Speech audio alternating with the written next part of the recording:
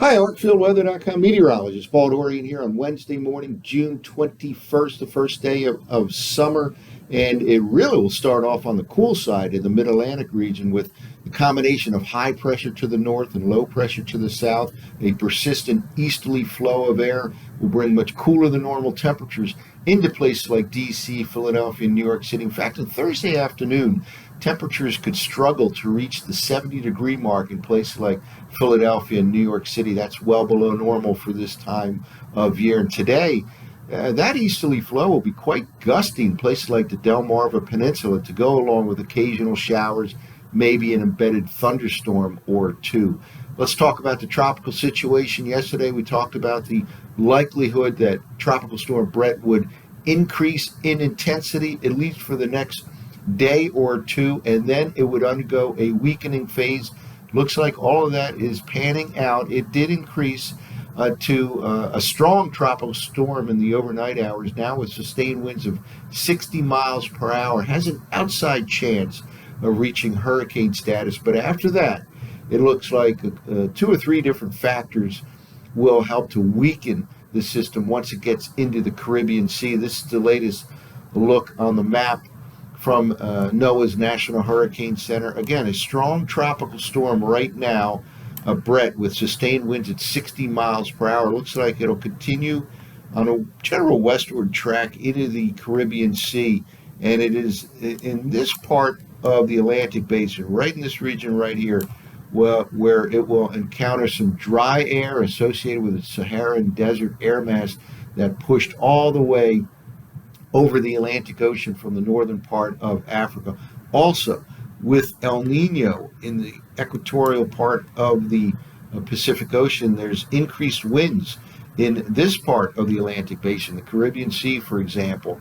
And this increase in vertical wind shear combined with that dry air entrainment will help to weaken Bret once it gets into the Caribbean Sea location. There's a second system here, has a strong chance of developing into tropical storm status. If, by the way, it reaches named tropical storm status, it would become Cindy.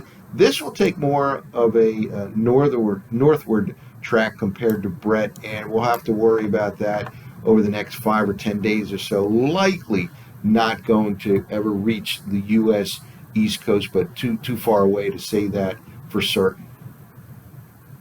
Well, let's take a look at a couple of the factors involved with what I think will cause a weakening phase of Bret once it gets into the Caribbean Sea. First of all, this is from University of Wisconsin, CIMSS Tropical Site, a very good website for some information, including this. This is a map of the Sahara Desert dry air shown here with the orange and yellow and red. All this is very, very dry air. Notice here, first of all, we have the Windward Islands right in this area right here, leading to the Caribbean Sea. This is Bret, a more concentric look in the satellite imagery in the overnight hours. This is infrared satellite imagery, and it's more of a concentric look, stronger.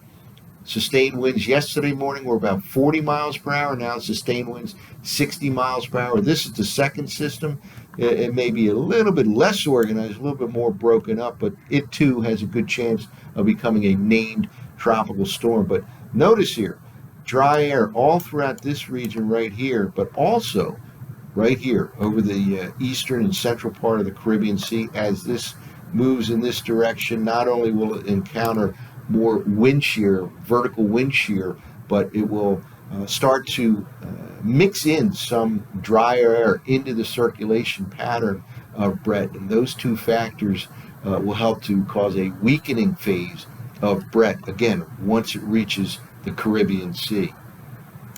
Well, let's get back to the continental U.S. And right here, I want to take a look at the radar loop from College of DuPage weather website for the Mid-Atlantic region. And quite a change coming to the Mid-Atlantic region. It's been relatively dry, quite dry for the last several weeks. We've started to get some rain events over the past couple of weeks, but we've certainly had a dry couple of months. All that appears to be changing. It looks like a wet weather pattern is certainly unfolding for the Tennessee Valley, southeastern U.S., and I think it's unfolding as well for the Mid-Atlantic region. This is the latest radar loop, and there's already kind of widespread area of showers from the southern part of New Jersey across the Delmarva Peninsula now into the D.C. metro region. It pushes to the north, reaches Philadelphia later on this afternoon, and New York City probably later on tonight. And the overall weather pattern is definitely going to become increasingly wet for the Mid-Atlantic region. It looks like there'll be a daily threat of showers and thunderstorms today down south of the Mason-Dixon line, and tomorrow throughout the Mid-Atlantic region, right into at least the early part of next week. So it's good news in terms of alleviating drought conditions in the Mid-Atlantic region. Again, a much wetter weather pattern setting up for much of the eastern U.S., and that will include the Mid-Atlantic region. By the way, I mentioned up front the strong easterly flow of air, persistent easterly flow of air over the next couple of days. High pressure to the north, low pressure to the south. Winds will be very gusty today across the Delmarva Peninsula, for example, at least up to 40 miles per hour or so to go along with these showers and perhaps embedded thunderstorms as well. And those gusty winds will extend all the way up into the coastal part of New Jersey throughout the day today. So again, strong easterly winds bringing noticeably cooler than normal air to the Mid-Atlantic region, not only today, but tomorrow as well, with temperatures perhaps struggling to reach the 70-degree mark in Philadelphia, for example, on Thursday afternoon, and the normal temperature for this time of the year is about 85 degrees.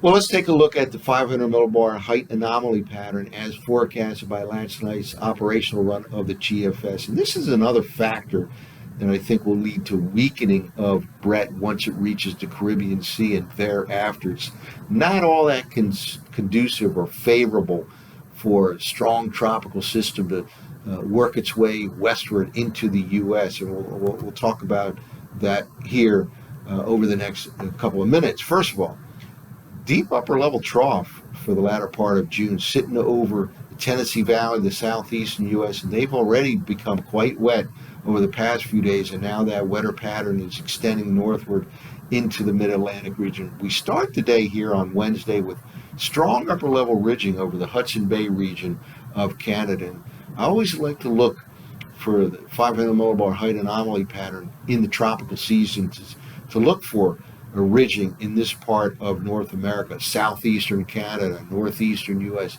That generally is a favorable position for tropical waves to make their way from the east to the west into the southeast U.S. or into the Gulf of Mexico or Caribbean Sea. And yes, it is a strong upper level ridge right now, but we'll see as we move forward into the upcoming weekend, it weakens quite rapidly. Here we go by Friday afternoon, just about 48 hours from now, much weaker ridge, not all that favorable for strong tropical systems to work their way towards the U.S. East Coast. Still have that trough sitting over, over the Tennessee Valley, and again, that will certainly make it a much wetter pattern all the way up in the Mid-Atlantic region.